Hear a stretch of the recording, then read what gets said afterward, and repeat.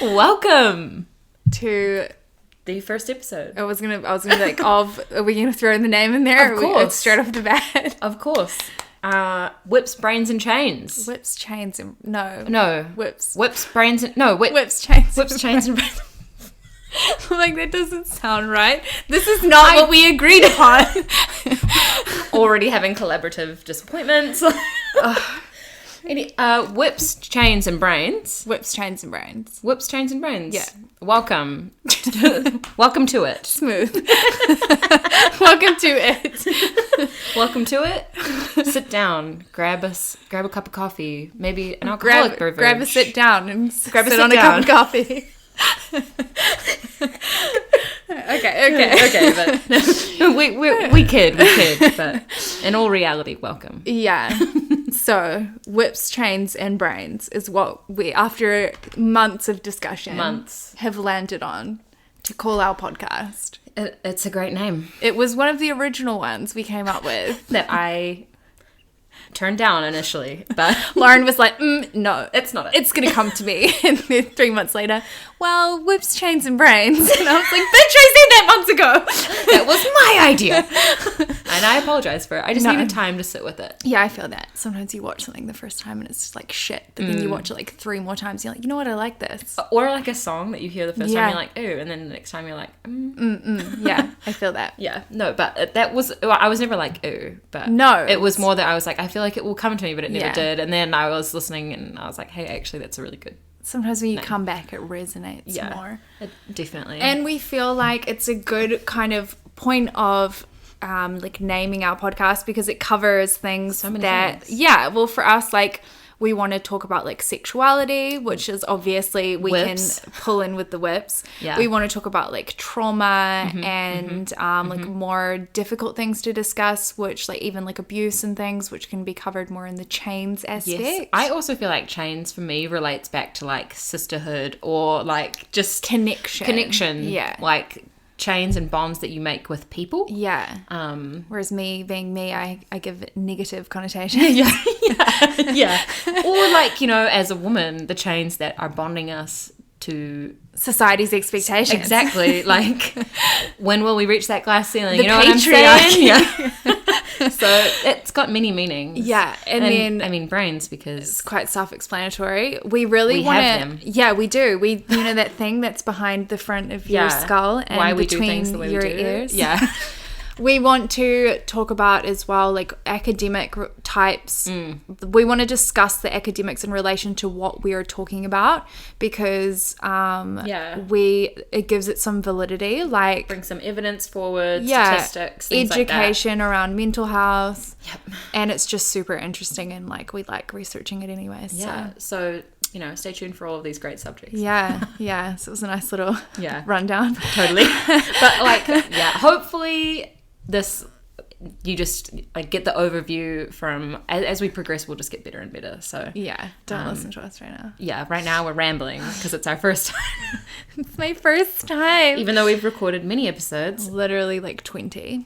But this is it. So why are we doing? I think that's like a really good lead in into today's our first episode. Topic. Yeah. Okay. So Lauren and I have been like wanting to make a podcast for like 6 months. Oh my god! Longer. Since I've been home, like I 9 months. mentioned it to you when I was in quarantine, which was in October. So long ago. Yeah. And we've recorded like actually a lot of episodes, and then just kind of bitch out and don't post them. You get scared. It's hard to be vulnerable, but that's something else that we also want to bring to it. Yeah, because we're super open, vulnerable people. So it's like we want to talk about these things. But there has been more of a recent development that has really pushed us to start this like sooner rather than later. Yeah. So today we want to cover the topic of my last relationship with a man, Jake Bezant, who is involved in the National Party in New Zealand and used to impersonate me online and would make Snapchats and dating sites and things and would engage in like online sex as me and would send nude images and videos of me. And that was happening throughout the last like 2.5 years, but then we obviously split up, and then I found out in the last few weeks that he's still doing it. Yeah. So we kind of want to talk about it. Yeah, and why we're doing it in the way that we're doing. But before we do that, we should do trigger warnings. Yeah. So, because, we're going to talk about, like, sexual content, obviously, and we're going to talk about, like, abuse, emotional abuse in particular. So we just wanted to give trigger warnings in case this is something that you can't really cope with listening to. Yeah. And we want, like, our podcast to be really fun and lighthearted and stuff, but obviously we are going to be discussing really serious things. Yeah. Serious topics. So yeah, definitely trigger warnings. Just want to let that. Yeah. Whoever's decided to listen. Yeah. Thank you, by the way. We just want to let you know. Keep coming back, you know. Yeah. Okay. For our very first episode, we've got, like, first-hand experience of something that's happened to you. Yeah. Maybe do you want to talk about why we're doing it this way and kind of like a brief rundown of how you got to this point? Yeah. Okay. So, obviously, like, with this happening in my last relationship with Jake, I had tried initially to deal with it, like, personally with him, with the family and things, like, and do it all behind closed doors. Yep. And get help as well. Like, obviously, I loved him so much and I cared about him a lot, and I didn't like seeing him hurting. And then when that wasn't getting me anywhere and it kept happening, I ended up going to the police. And that also did not end up working out. They did an ongoing investigation for a couple months, and basically in the end, just the way that the law was written, it couldn't be considered a criminal offence. Yep. And then I had a lot of people encouraging me to go to, like, the media or do something about it that way. Yep. But I really didn't want to, because I didn't want to be vindictive. Yeah. Pretty much. And I just kind of felt like hopefully going to the police was, like, enough of a scare and just get on with my own life, you know? Yeah, but it obviously wasn't, because it's still happening. And then a couple weeks ago I found out he's still doing it. And now I'm just kind of at the point where I don't know what else to do or how else to go about it. Yeah, and I think you should also say, like, when you say you don't want to be vindictive, it's because you understand that he has mental health issues. Well, I mean, it's not my place to diagnose anyone, but I feel like you don't do things like this and hurt other people in ways like this without having your own, like, troubles going on behind closed doors. Yeah. And I think too, because that's how I felt about the situation, and I have struggled with my own mental health for almost my entire life, I think I had almost too much empathy in that sense, where I really let him cross my boundaries and in treating me this way, because I felt I could understand the pain behind the behavior, and I genuinely wanted to help. So but you tried. I did for a very long time, actually, like, at the complete cost of myself. I lost, I think, through this experience and really just dragging along rock bottom, I really have learned that it's not my place or responsibility to pick up the pieces for someone else. Of course, if I can provide some kind of direction, I love that, but at the same time I still have to uphold my own boundaries.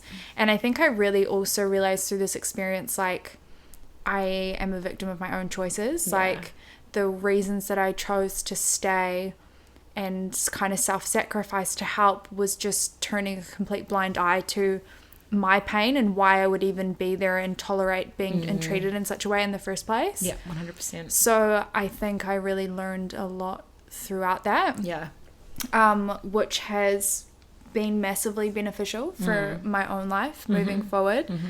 But it's also what kind of gave me that, like, empathy to want to help rather than shame him in any way, because I don't want to do that. I just don't know how else to stand up for yourself. Yeah. And somehow stop it from happening. Yeah. It's not okay. It's not fair.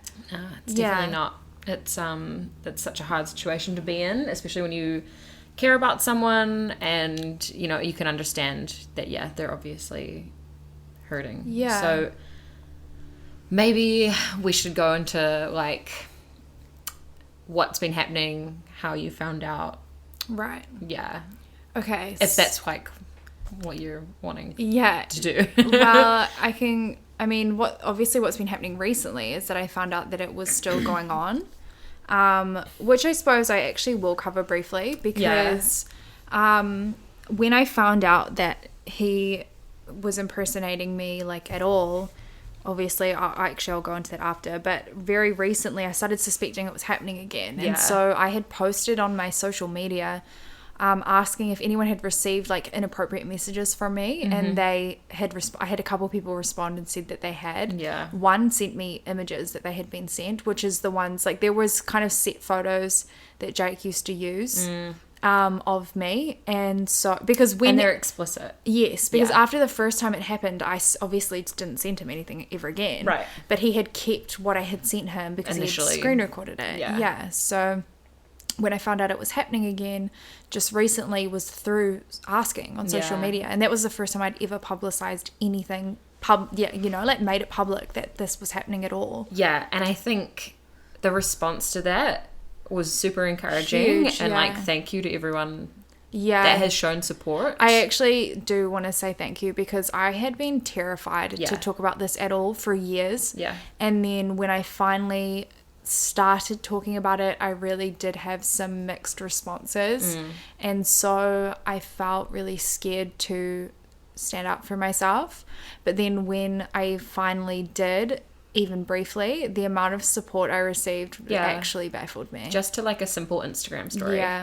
The responses was amazing. And I think that was, like, what really empowered you to feel like it's okay to be vulnerable, and it's okay to, like, to stand up for yourself, stand on here and talk about this. Exactly, for sure. I wouldn't have done it otherwise. Because, like, we've wanted to make this podcast, but I hadn't intended really on talking about this. Exactly. But it's just, but that response was amazing. It definitely I think it changed the dynamic of the situation. I feel like I should go into kind of the beginning, how it first happened. So Jake and I were, like, in a long distance relationship, and he was living in America and I was living in New Zealand, and he was there for, like, 5 weeks at a time. He would come home for, like, 2 weeks at a time. And when we were apart, sometimes we would engage intimately over Snapchat, like, you know, we were in a relationship. Of course, and I knew he had screenshotted some of the things I'd sent him, because you get a notification. I had asked him not to, but at the same time, I also never expected anything negative to come from it. And then I never got a screen recording, like, notification or anything like that. I genuinely had no idea. And then when he was in the States, I got a message from this guy that I knew who said, "Hey, I think there's a fake Snapchat going around about you." And I was like, "What do you mean?" And he said to me, "Well, somebody's messaging me and I can tell it's you in the images, and the username is you, but I just don't think it's you." And I asked him to explain what it was that he was receiving, and he was like, "I think you know what it is." And I'm like, "What do you mean? Like, I have actually no idea." And he explained to me the content, and I knew exactly what it was when it was from, that Jake was the only person that had it. I didn't even have it on my own phone. Like, when you... It was Snapchat. Exactly. It doesn't save, it doesn't, you know, and it automatically deletes on the other side. So, when I first hit Jake up about it, he denied it, of course. And then when... How... I want to know, like, how could he have denied that? Well, initially he was just like, "Are you sure that you didn't send it to anyone else? Like, of course it wasn't me, like, rah, rah, rah." And I was like, "I know that it's you because you're the only person that has this." You know, like, there's a not, like, I didn't believe it myself because I never ever expected my own boyfriend to do that to me. No. But when he described to me what he was getting sent, I knew 100% it was him. And the only person you'd sent it to. I didn't even have it. He was the only person that could have had it. Yeah. And so when I kind of made that really clear that I knew it was him and cut the shit, he said to me that he thought I was cheating on him and that he felt like he needed proof. And I wasn't really sure how he thought that this would even give him proof, but that was the reasoning he used. No, again, that is gaslighting. Yeah, for sure. That like it became more and more prominent throughout the relationship and more what I believe to be emotionally abusive. Yeah.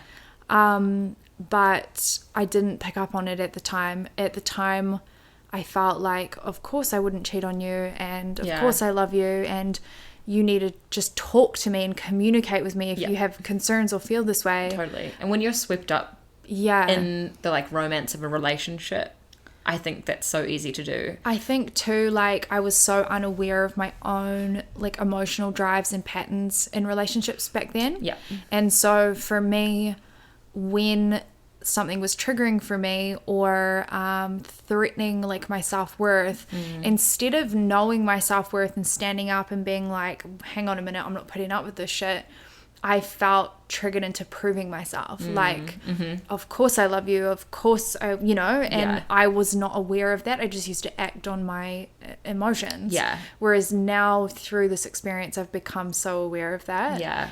And which we definitely have to talk about at some stage. For sure. Yeah. Because I think it could help a lot of people. So many people just act out of their own trauma patterns and they have no idea. And it's hard to even get to a point where it's recognizable. It sounds ridiculous when you think like objectively, like looking at it, of course you can see that that's not healthy, but when you're in it, it's a completely different thing. Definitely. Yeah, absolutely. Yeah. Okay, so what did you do when you found out? So when I found out, obviously I hit him up about it and he had denied it. I said to him that if it ever happened again, I would report him to the police. I said that it wasn't like okay, but of course I wasn't cheating on him. Yeah, and like reassured him. I was trying to like, yeah, exactly. But I said if this ever happens again, like I will report you to the police. Yeah. That's humiliating for me. Yeah. Initially I was so embarrassed. I was so upset that someone had even seen me like intimately in that way. Yeah, without your consent. Exactly. Yeah. And it was really, I found it really embarrassing to begin with. I think over time I've learned that this is his embarrassment, not mine. Yes, absolutely. I was about to say that to you. But initially I did feel very humiliated. Yeah, yeah. And upset and just like exposed. I was violated. About to say violated is the perfect word for it. That's exactly how it felt. Yeah. And it was really upsetting and distressing. Yeah. But that was actually a really long time ago now, like 3 years ago.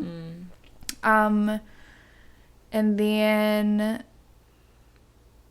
I mean, after that, like, I didn't necessarily have proof of it happening to me after that. It was more that I had received a few messages from like my ex-boyfriend and this guy that I had dated in the past as well.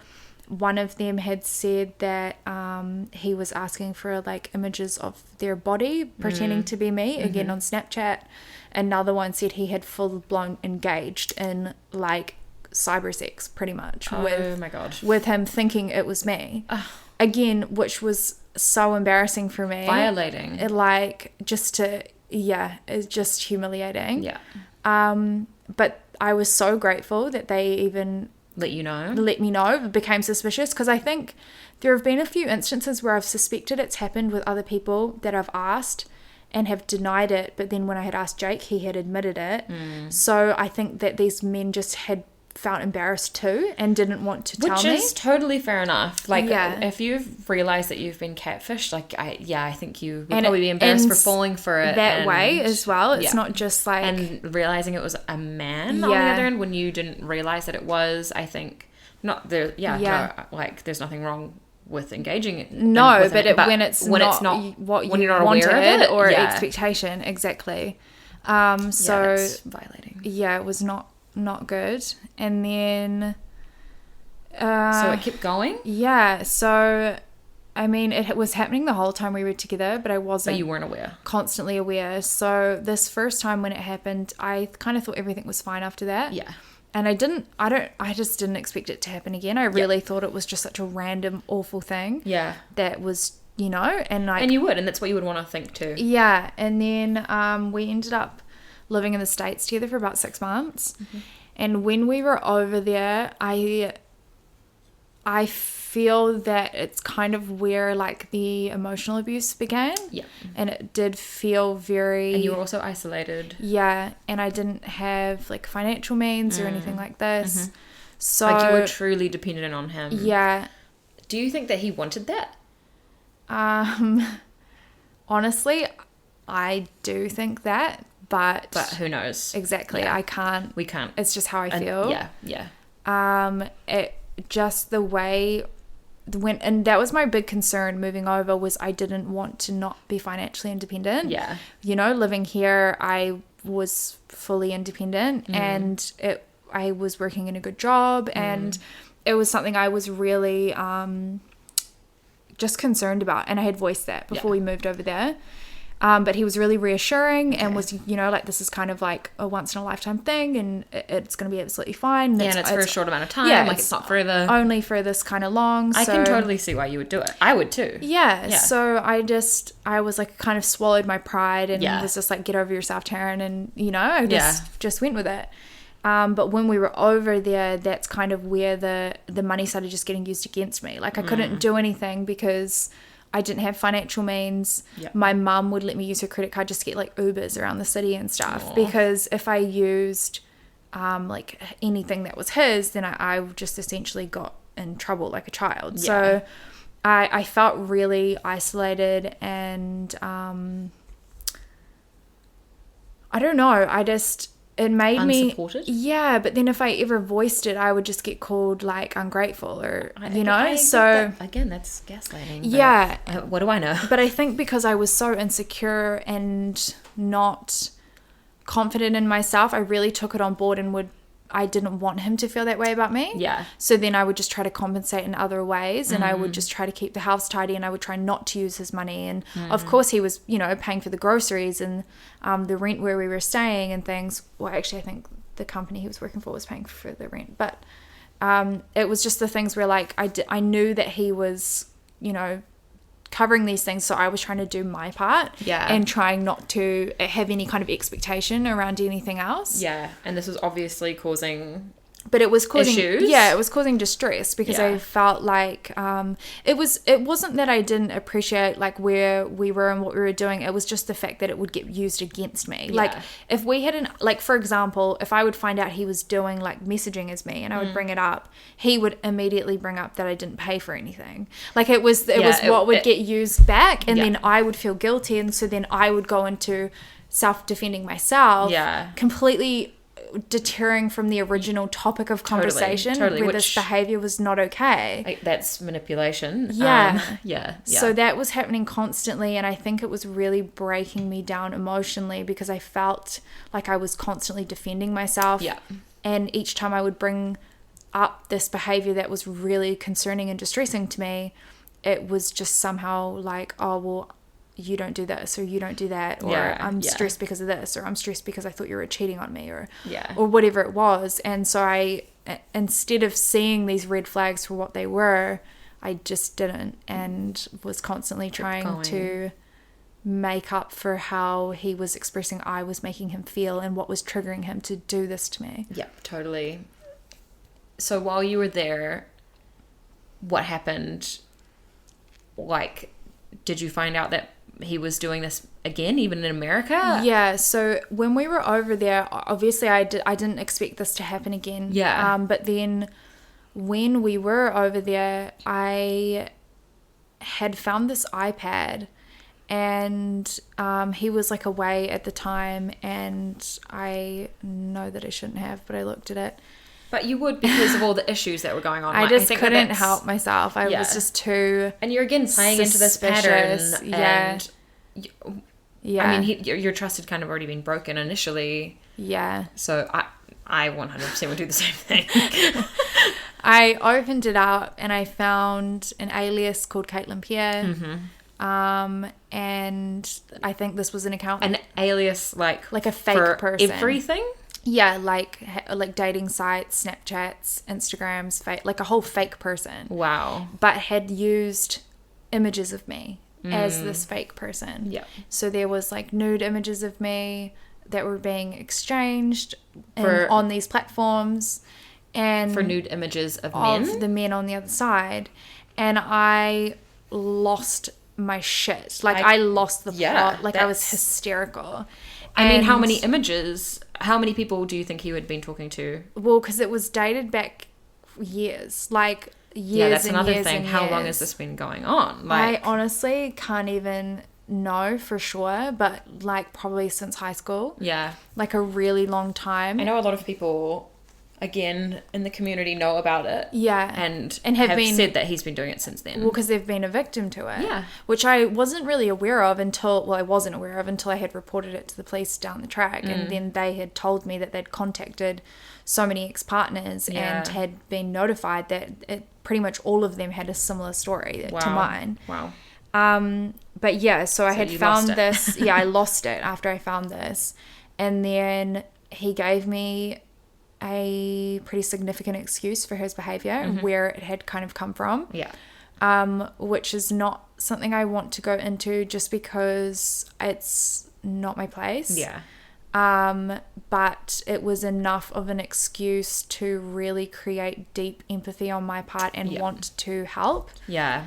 And again, I stayed and tried to help him through his pain. Yeah. And you suggested like going to therapy and things like that, right? Yeah, I suggested therapy. I just suggested things that I felt would help or needed to be done or to change this avenue of behavior. Yeah. But it just didn't really get me anywhere. Like even when I would think he was going to therapy, I would later find out he never had gone at all. Yeah. So it was just a case of me ignoring my own pain and problems to try and help someone else's. Yeah. And that's very noble. No, but it's not. It's like I think it's a pattern. It's a codependent pattern. It's just unfortunate that someone took advantage of that. Yeah, but at the same time, I don't think I would have learned these same lessons I have without being taken advantage of. Yeah. So there's a silver lining, I suppose. Yeah. Yeah. I mean, it's a hard lesson. But yeah.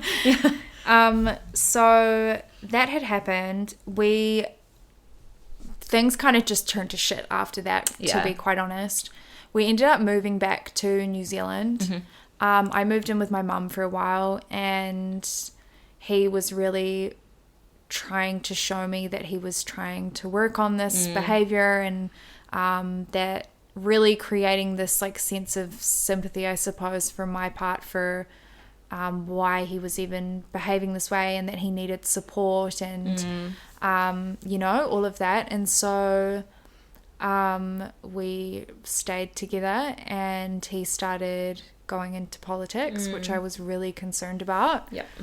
And then early last year, I found out that it had been happening again. And a girl that he had known, that he had a friendship with, he had been impersonating her and using nude images of me. And she found out because two guys from Auckland who had been targeted through Bumble and Tinder caught on that it was not her. Yeah. Messaged her on Instagram and said, I think somebody is impersonating you on these dating apps. Yeah. Sent her these images that were being used like in terms of intimate content. Yeah. And I have got pretty distinctive tattoos, and so she could tell it was me. Oh my God. And I now had proof, and I just said to him, like, I can't do this anymore.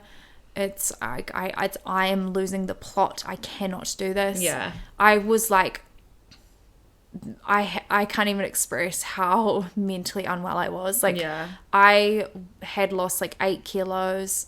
I couldn't Which eat. is a lot for you, by the way. Yeah. I weighed less. I weighed like 47 kilos or something. Jesus. Yeah, I looked unhealthy. I couldn't eat. I couldn't swallow water. It would get stuck in my throat. My chest would seize up. I was having panic attacks. Yeah. My mental health was on the floor. Yeah. I was so distressed and so overwhelmed and so manipulated and so just losing it. Yeah. And I just said, I can't do this anymore. And I left and I reported him to the police. And that was kind of what happened from there. The police showed up on his doorstep. Yep. And tried to, say this is what's been accused of you, I suppose. Yeah. And he showed up to my mum's house where I was staying and basically tried to talk me out of dropping the statement, said had I thought about how this would affect him. And you're like, oh, what have I been doing the last 2.5 years? Yeah, I said to him, I warned you that I would do this. Yeah, it's happened multiple times. Exactly. It had happened constantly. You really tried to work through it. I had tried to help at the complete cost of myself. Yeah. And it wasn't just this stuff that was going on. There was a lot of... There genuinely, I believe it was such an emotionally abusive relationship. Yeah. There was also... other just like sly shit going online as well, but that wasn't related to me, so I'm not going to cover it. Yeah. But it just really, it was bad times. Huge. Like I can't even explain. Yeah. And when he had come to me, I told the police that he had asked to come and talk to me about it. The detective asked me to record the conversation. Yeah. He said to me that in New Zealand, only one person needs to know it's being recorded, like legally. Yeah. We didn't have any intention to do anything with the recording. He just wanted to make sure that he wasn't manipulating me. Yeah. Which he was. He was trying to get me to drop it. And the detective firmly believed that? Yeah. He said that he was perverting the course of justice. Wow. So he was threatening... I wouldn't say threatening. He was implying that he would jump off a bridge if I didn't retract my statement. Yeah.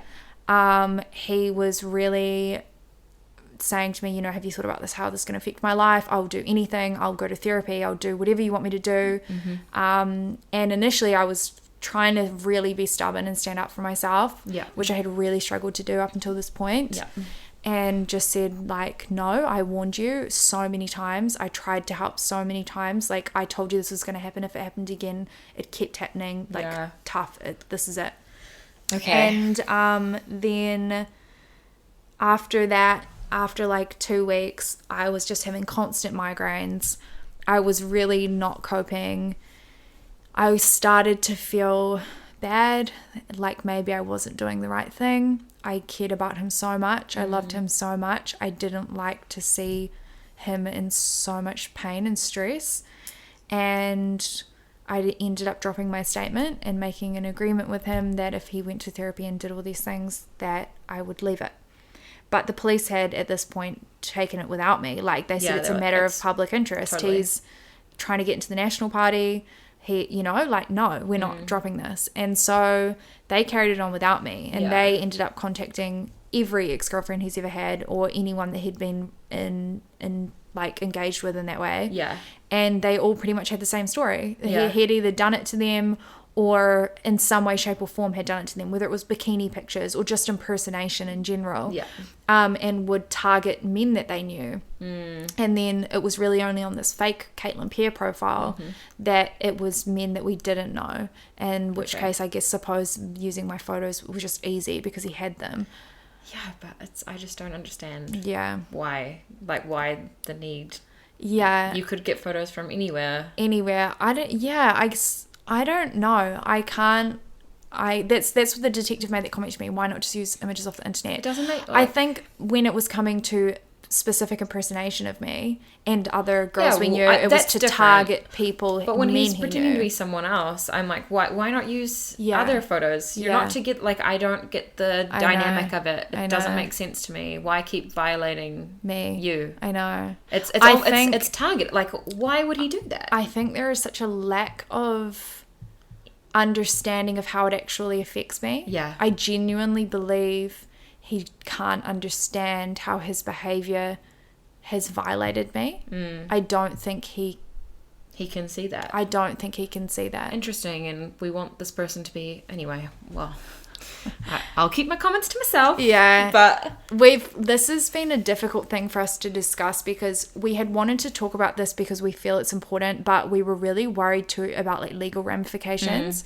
And so we had been talking with the police and things about how we do it in the right way. Yeah. And they had really suggested that we just talk about the facts. So everything we're talking about, I've got factual evidence of. I've got, like, it was all submitted to the police. I've got the voice recording. I've got screenshots. Yeah. Because that was just a point of concern. Yeah. So it's difficult on many levels. Yeah. Including friendship. I think too, I've struggled because crazily I still care about him. Yeah. And I didn't want to hurt him, and I wanted him to recognize his behavior in a way where he could seek help for it behind closed doors, and it wasn't going to humiliate him in any way. Yeah.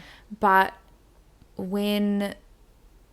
Do you think, like, just to, like, not to cut you off, but, do you think that you care about him in a sense because he's a human being and he's got... I think I care about him because, obviously, we're in a relationship. Yeah, and I knew so there's him some history there, but... very personally. Yeah.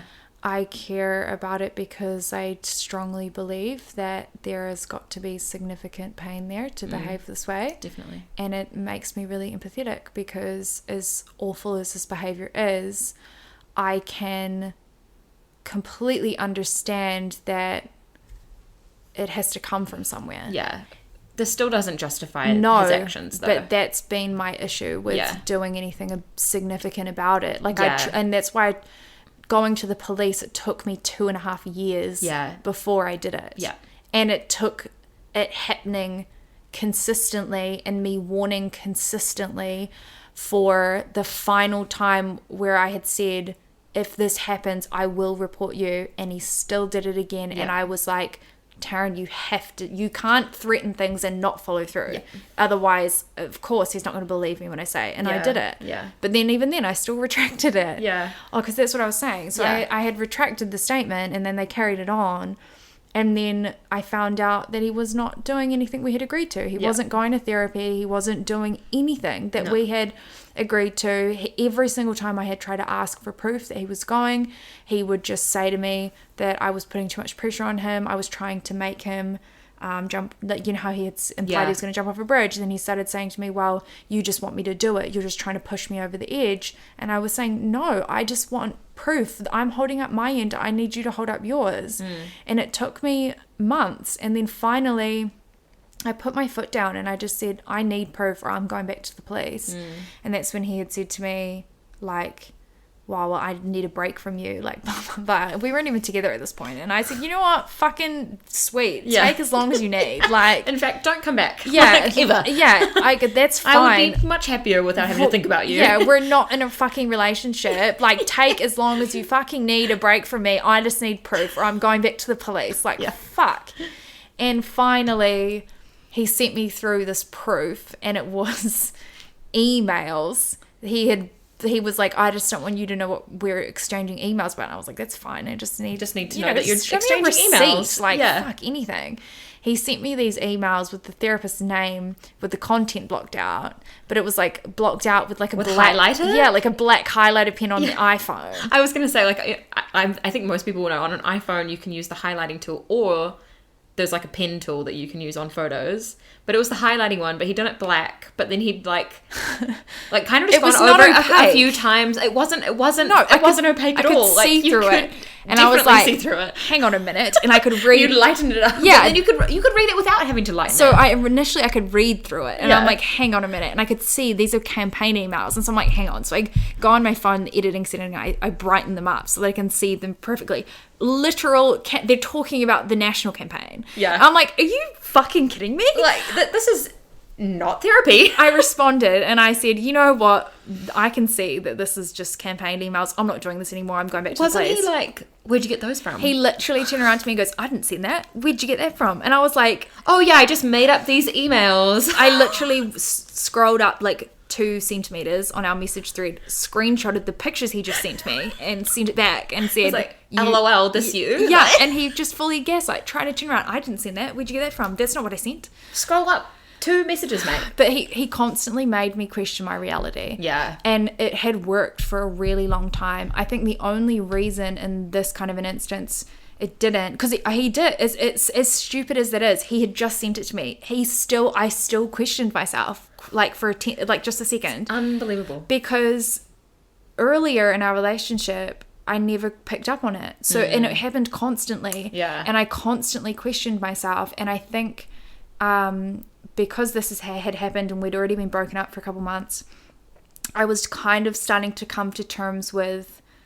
like holding myself more and being like no, and like in my truth, like so no, proud of you. This happened. But it seems so crazy, but that's how much it affected my awareness. I literally felt like psychotic. Like I just had my reality, I was not grounded in it. I did not understand like what was real and what wasn't. Like it was just it baffles me because when I think back. It's unbelievable to think about. Like it's such an unbelievable situation. But also when I was constantly being told, no, that didn't happen. No, I didn't say that. And no. You'd be like, wait, what? Yeah, and I would be by someone you trusted too. Yeah, and like right after it would happen too, and it would it was just constantly made to question my feelings and thoughts. Yep, totally. So when you found out the highlighted pictures that he sent weren't real, what did you do? You went. So I went back to the police and I just said that I wanted to resubmit my statement. Great. And they said to me, you know, we've carried on the investigation anyway. So, you know, kind of got me up to speed. And then I was just kind of a waiting game. They pretty much were done. They just had to send it off to be reviewed and things and see if there was anything that could be done. And then they had called me in not long after that to come and speak with them about it. And I could tell it wasn't good news. He sounded really disappointed and wanted to talk to me in person. Yeah.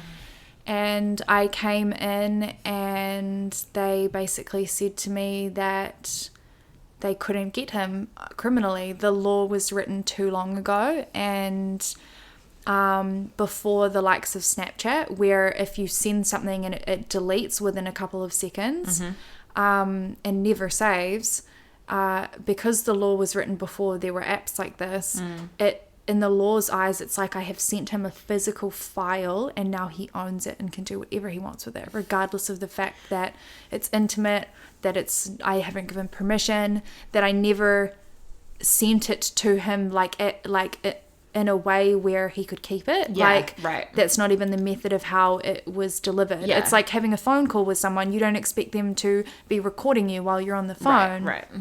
So I suppose I was just thinking this comes back to like how I could record the conversation with one person knowing. I suppose this is like one person knowing. Yeah. But I didn't know, and there was nothing I could do about it. Yeah. And so they were really disappointed, and so was I. Yeah. And that was kind of that. Yeah. And they couldn't get him on perverting the course of justice either because the initial thing wasn't illegal. Exactly. So there was no justice to pervert. And I think this is another reason why we're doing this. In fact, for me, it's one of the main reasons that I wanted to discuss support you and get behind you for this, because the law needs to change. Yeah, it's not okay. No. Like, something has to be done in regard to this, or it just encourages this kind of behavior. Exactly. And it's violating people's personal privacy. That's not okay. Right to their own body, right to themselves intimately. I think I think something needs to change in that regard. It's just like there are already laws and things around like revenge porn, but they couldn't even get him with that because the intent of him doing it was completely self-satisfactory. It wasn't to hurt me. He wasn't doing it to cause me pain, you know? So that's where that falls short. And I think, you know, there are laws about physically observing people and stuff that are illegal. Yeah. But as technology has evolved, the law hasn't evolved with it. Yeah. So, yeah, I agree. And I think, too, like how I was saying, it encourages this kind of behavior.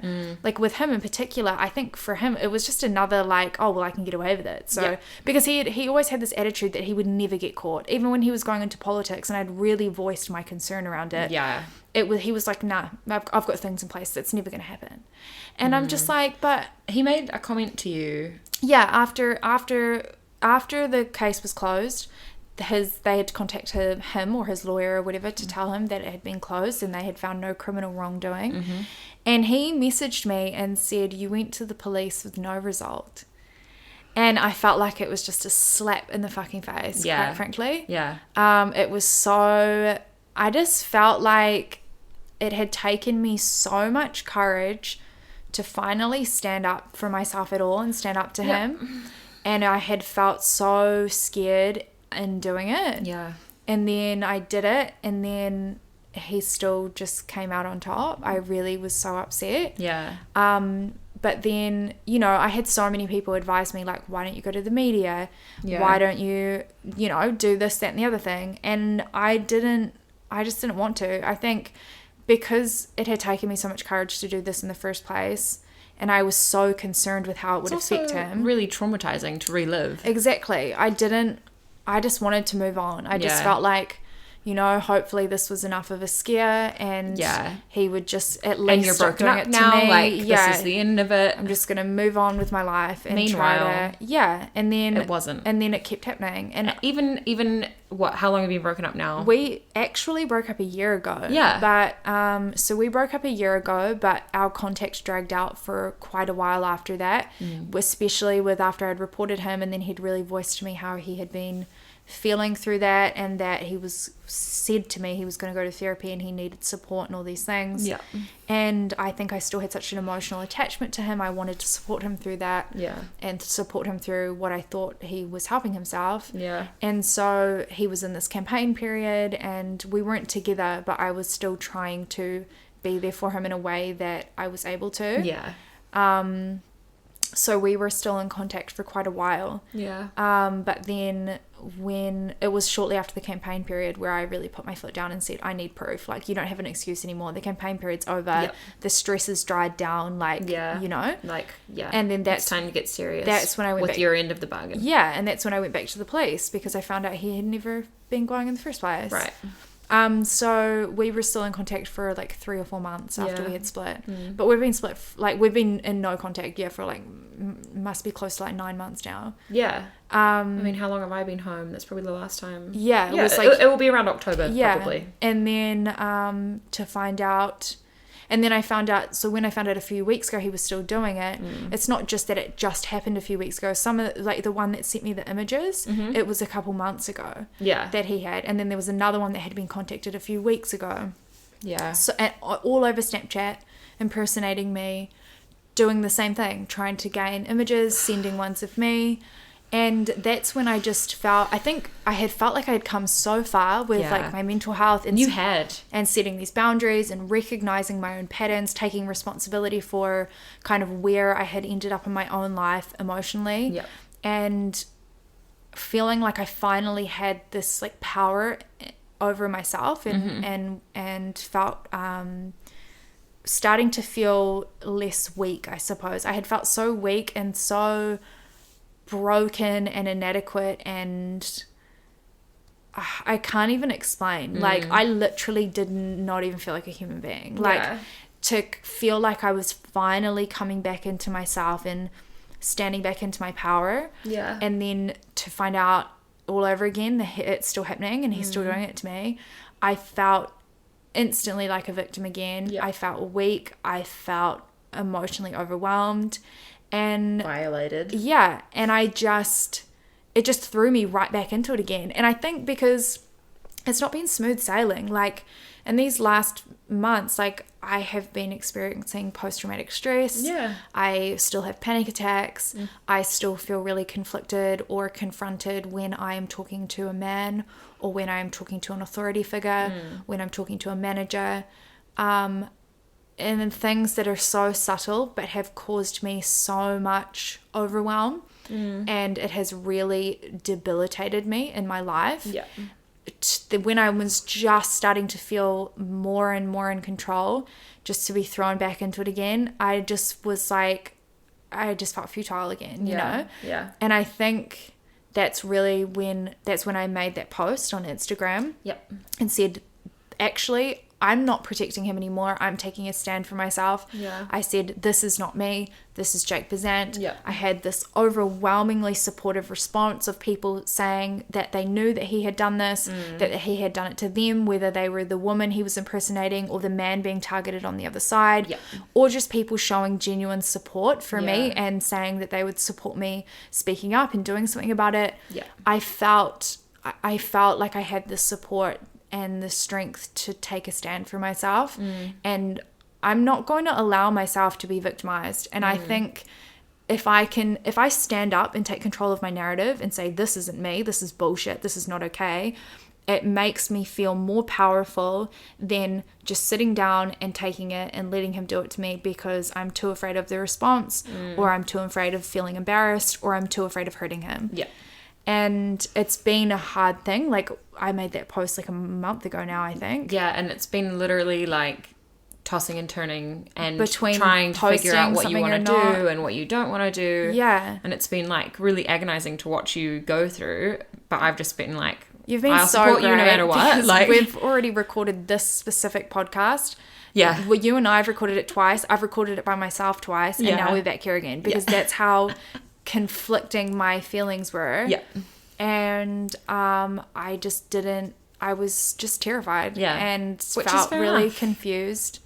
And it's like, I think you really need to give yourself credit. And like, I want to really express how proud I am of you, not only from like a best friend point of view, but also because this isn't an easy thing to be vulnerable about. Yeah. And I really, what I hope and envision from this podcast is people feeling more empowered to stand up for themselves. Yeah. And like, you should be really proud of the fact that you're doing it too. So thank you. Yeah, like, it's not easy. I think I really hope to like gain out of, like, not this episode specifically, but just our podcast in general, is just creating that self-awareness. Like, I think through this process and the things I learned about myself and why I would even be in such a relationship where I was treated so poorly, which I'll elaborate on in a different episode. But it allowed me to recognize my own patterns, take responsibility for myself and my own life, and what I was,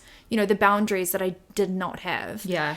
And realize that I have the control and ability to feel good and full and happy and be surrounded by people that treat me that way and well, in my life.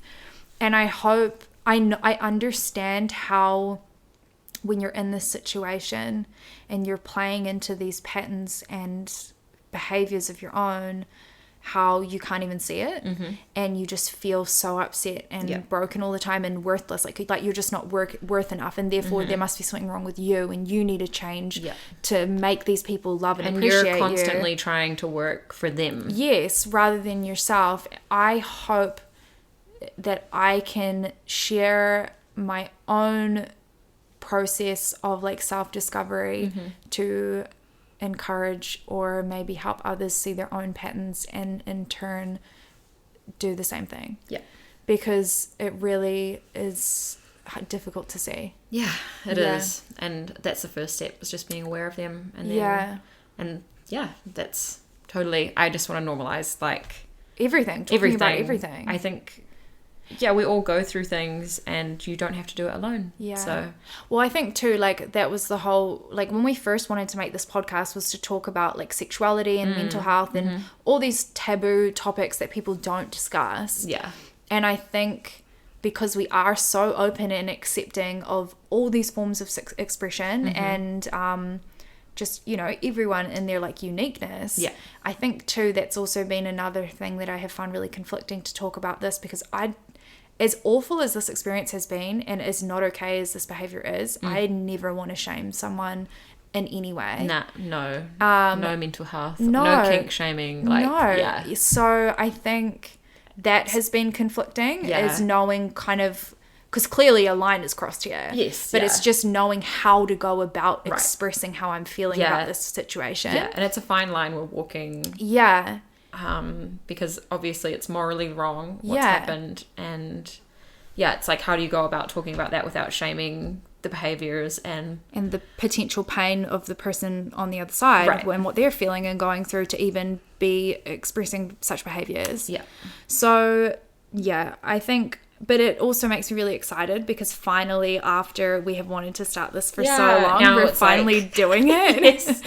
And we have got so many topics that we really want to cover. Many. Like, I am like a psychology freak and I'm just obsessed. And Literally. I love like researching and like writing discussion papers and essays and things. Like the thing where people are like, I don't miss uni, I hate assignments. And I'm like, oh my God, I'm thriving right now. Loving it. So like we kind of want to relate these things with like what we want to talk about. So like with our own sexual experiences and our own sexuality and our own mental health, our own trauma patterns, and then the actual psychological evidence behind it. Statistics, everything. We want to talk about paraphilias. Yes, which I think next episode. Yeah, I think follows will you talk on about what pretty paraphilias well. are? Yeah, I'll cover that briefly. Like quickly, So paraphilias are, paraphilic disorders are different to paraphilias, but society won't really differentiate them. Right.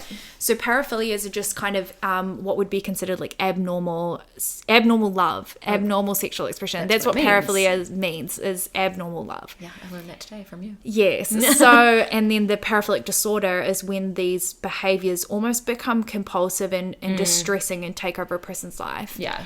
Can you give an example of one? So that people know what will be like talked about. Well, I don't think we'll discuss this, but a perfect and a very common paraphilic disorder that is known as pedophilia. Yeah.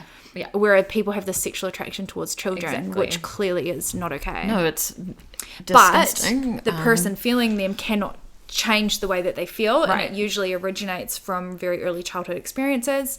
And because like pedophilia as an example is really distressing, is like, really not okay, the people feeling this way often also feel really distressed by it, and it really takes over their life.